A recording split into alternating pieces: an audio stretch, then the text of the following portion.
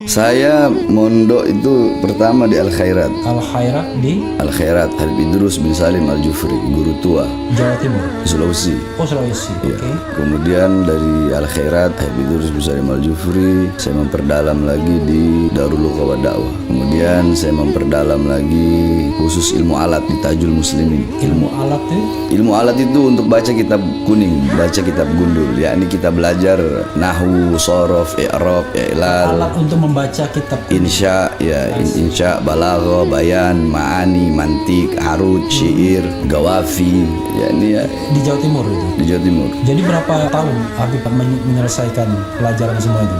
18 tahun lah, selama 18 tahun. Jadi sobat era sekalian, 18 tahun itu ya hitungannya sudah lebih dari doktor.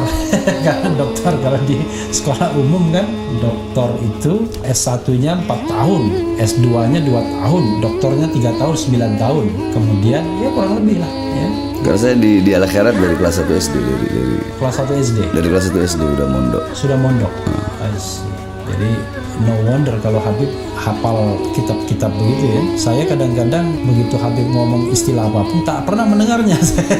Tak ada yang saya pernah dengar kitabnya. Allahu Akbar ya. Kalau berbicara masalah Indonesia, Indonesia ini milik kita semuanya, milik semua, mau Islam, mau Kristen, mau Buddha, mau Hindu, Indonesia milik kita semua. Nah, di situ pertanyaan khusus Islam. Ya. Nah, tapi saya jawab secara umum saja. Ya. Kita sebagai bangsa, sebagai rakyat yang mencintai negara kesatuan Republik Indonesia, wajib untuk membela tanah air kita sampai titik darah penghabisan. Nah, jadi kita nggak butuh kepada 1000 pemuda yang tidak ada kecemburuan, yang tidak ada rasa kesal ketika melihat bangsa Indonesia, rakyat Indonesia sengsara, acuh begitu. Kita nggak butuh. Tapi kita lebih butuh satu pemuda yang peduli kepada bangsa, peduli kepada rakyat. Dia rela mengorbankan nyawanya, jiwanya demi Indonesia daripada 1000 pemuda yang tidak pernah peduli sama sekali. Intinya tawassut, kita itu berada di tengah. Yakni jangan hubbuka syai' yu'mi wa yusimmu. Kalau kata Rasulullah, jangan kecintaanmu kepada sesuatu membuat kau buta dan tuli. Oke. Maksudnya bukan buta mata tuli telinga, buta hati, Kehilangan objektivitas. tuli hati. Iya. Yang halal jadiin haram, yang haram jadiin halal, yang benar jadi salah, yang salah jadi benar. Ini ada yang nanya, belajar ilmu di mana Habib Bahar? Saya mondok itu pertama di Al-Khairat. Al-Khairat di Al-Khairat Habib Idrus bin Salim Al-Jufri, guru tua Jawa Timur, Sulawesi. oh Sulawesi. Ya. Oke. Kemudian dari Al-Khairat Habib Idrus bin Salim Al-Jufri, saya memperdalam lagi di Darul Luqa wa Dakwah. Kemudian saya memperdalam lagi khusus ilmu alat di Tajul Muslimin. Ilmu alat itu Ilmu alat itu untuk baca kitab kuning, baca kitab gundul, yakni kita belajar nahwu, sorof, i'rab, i'lal, alat untuk membaca kitab insya, ya insya, balaghah, bayan, ma'ani, mantik, arud, syair, gawafi, yakni ya di Jawa Timur itu. di Jawa Timur. Jadi berapa tahun Habib menyelesaikan pelajaran semua itu? 18 tahun lah, selama 18 tahun. Jadi sobat era sekalian, 18 tahun itu ya hitungannya sudah lebih dari doktor. Karena dokter kalau di sekolah umum kan dokter itu S1-nya 4 tahun, S2-nya 2 tahun, doktornya 3 tahun, 9 tahun. Kemudian ya kurang lebih lah ya. Karena saya di Al-Khairat dari kelas 1 SD, Kelas 1 SD dari kelas 1 SD udah mondok. sudah mondok. I see. Jadi no wonder kalau Habib hafal kitab-kitab begitu ya. Saya kadang-kadang begitu Habib ngomong istilah apapun tak pernah mendengarnya. Tak ada yang saya pernah dengar kitabnya. Allahu Akbar ya. Oke. Wah banyak sekali ini. Jepara hadir Bang RH. Mau tanya Bib, apa yang kudu kita lakukan khususnya umat Islam di saat ini tentang kondisi Indonesia sekarang? Makasih Bib, nanya begitu. Apa yang harus Dilakukan? ini saya bacakan lagi ya. Mau tanya Bib, apa yang kudu kita lakukan khususnya umat Islam di saat ini tentang kondisi Indonesia sekarang? Kita sebagai bangsa, sebagai rakyat yang mencintai negara kesatuan Republik Indonesia, wajib untuk membela tanah air kita sampai titik darah penghabisan. Nah, jadi kita nggak butuh kepada 1000 pemuda yang tidak ada kecemburuan, yang tidak ada rasa kesal ketika melihat bangsa Indonesia, rakyat Indonesia sengsara, acuh begitu. Kita nggak butuh. Tapi kita lebih butuh satu pemuda yang peduli kepada bangsa, peduli kepada rakyat. Dia rela mengorbankan nyawanya, jiwanya demi Indonesia daripada 1000 pemuda yang tidak pernah peduli sama sekali. Apalagi yang hedonis ya. Iya, ya ini sering kan Ana bilang, Ana Bahar bin Smith jangankan cuma di penjara.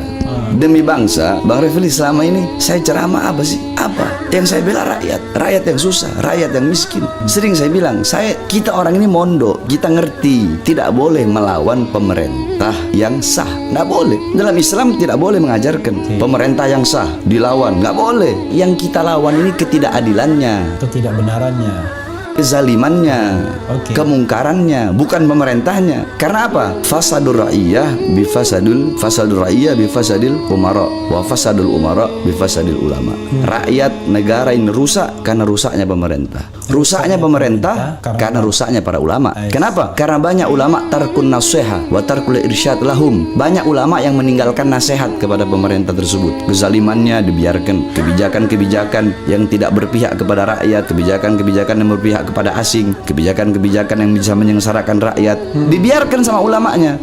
Sehingga rusaklah. Jadi rakyat rusak, negara rusak karena pemerintah, pemerintah rusak karena ulama. Kenapa? Banyak ulama yang diam terhadap kezaliman. Bukan hanya mendiamkan, bahkan bukan itu. Alimun alladzi yaj'alu ilmahu tabi'an li ra'yil muluk. Orang berilmu yang menjadikan ilmunya untuk mengikuti kemauan penguasa. Penguasa maunya A. Ini ulama tahu A ini salah, bukan enggak, tapi cari-cari dalil untuk membenarkan yang salah. Itu namanya legitimator. Dia memberikan legitimasi. Kalau kita bilang kalimatul haq uridu bihal batil. Kalimatnya benar, bawa ayat Quran, bawa hadis, tapi dengan tujuan-tujuan yang tidak betul. Berdiri depan babu sudah, berdiri depan pintu sudah, pintu kekuasaan dengan mengharapkan harta, pangkat dan jabatan. Karena di dalam hukum yang saya pahami, hukum non agama, memang kayak Pak Mahfud bilang, saya ini hakim, mau membenarkan ada dalilnya, mau menyalahkan ada dalilnya. Jadi tinggal tergantung niatnya.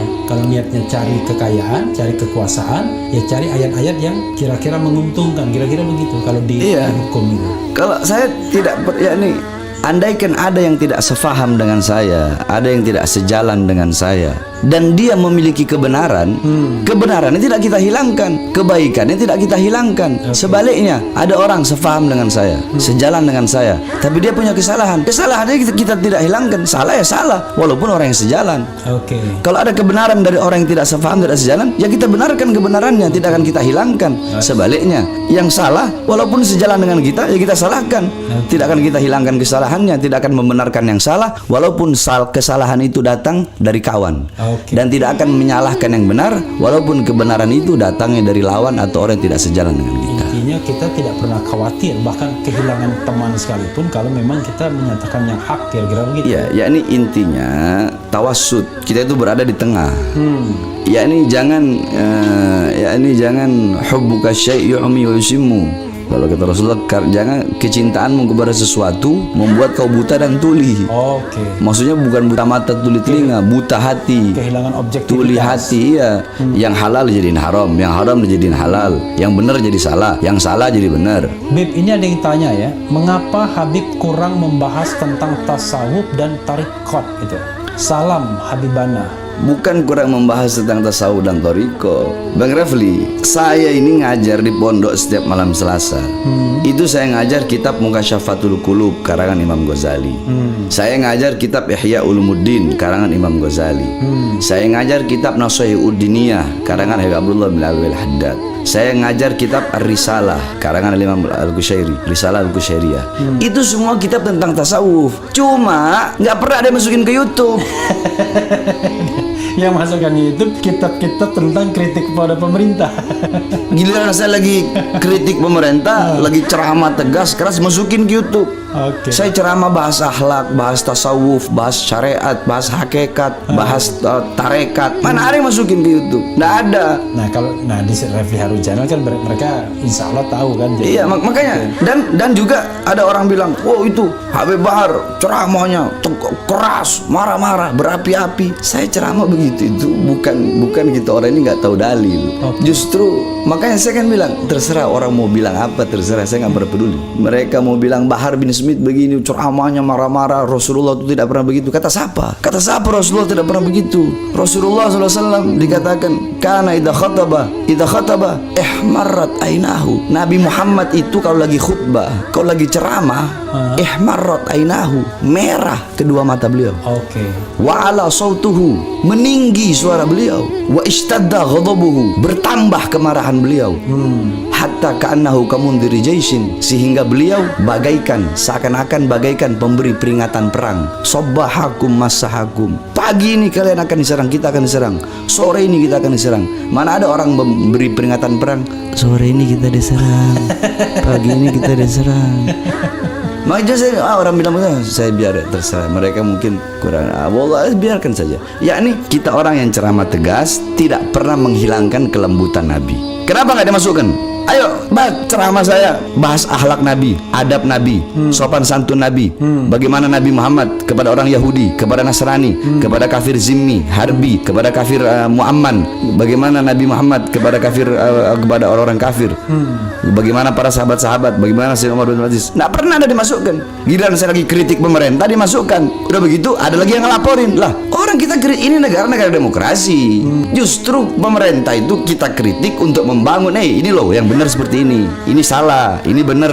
Itu kalau pemerintahnya mau dengar. Tapi kalau pemerintah Ini kan negara demokrasi. Kalau nggak mau dikritik ya jangan bikin negara demokrasi. Ini kan kita negara demokrasi. Karena NKRI harga mati, bagaimana? Jadi jangan ngomong nasionalis. Saya nasionalis cuma di mulut, bagaimana kok? Justru kita orang ini yang mau kalau dibilang nasionalis. jadi karena kalau yang didengarkan para cukong, susah juga. Kalau didengarkan para oligarki ya susah juga gitu ya. Kalau Bang Refli mau tahu, Iya. di lapas itu tidak perlu saya sebutkanlah namanya. Iya. Ada beberapa napiter, Napiter saudara-saudara kita ya, yang mengatakan Indonesia itu togut, pemerintah Indonesia togut, polisi togut. Togut itu apa ya? Nah, makanya mereka bilang seperti itu. Iya. Saya marah. Saya bilang, kau belajar dari mana? Kau bilang pemerintah Indonesia togut, kau bilang polisi togut, tentara togut, kau bilang ini togut, semua orang yang nggak sejalan sama kau bilang togut. Kau tahu nggak artinya togut itu apa? Jangan kau hanya ini. Ini saya jelaskan. Satu, dalam kitab tafsir Ma'alimut Tanzil Al-Imam Baghawi, dalam tafsir Jami'ul Bayan Al-Imam Ibnu Jarir At-Tabari, yakni qala Abdullah bin Mas'ud ay at-taghut al-kahin au as-sahir. Sayyidina Abdullah bin Mas'ud berkata, taghut itu adalah kahin, dukun, au sahir atau penyihir. Terus dalam kitab Anwarut Tanzil Imam Baydawi, kemudian dalam kitab Madarikut Tanzil Imam An-Nasafi, kitab tafsir, dijelaskan gal Abdullah bin Umar at-taghut ay al-asnam. Taghut itu adalah berhala. Au Ka'ab bin Ashraf atau Ka'ab ibn Ashraf. Ka'ab bin Ashraf itu pemuka Yahudi. Pemuka Yahudi di zaman Nabi Muhammad. Iya, Ka'ab bin Ashraf. Nah, kemudian ada lagi di dalam kitab tafsir Ibnu Katsir, kemudian tafsir Bidayah wa Nihayah Imam Al-Qurtubi. Di situ dijelaskan qala Malik ibn Yasir at-taghut ay al-iblis au asyaiton. Taghut itu iblis. Taghut itu syaitan. Tafsir Jalalain Al-Imam Jalaluddin Al-Mahalli dan Imam Jalaluddin Suyuti, tafsir Ad-Durrul Manthur, tafsir Al-Ma'thur Al-Imam Suyuti. Kemudian dikatakan di situ ini yang paling sahih. Gala Sayyidina Umar bin Khattab, berkata Sayyidina Umar bin Khattab, at-taghut kullu ma abida min dunillah fa huwa taghut. Apapun yang disembah selain Allah itu adalah taghut.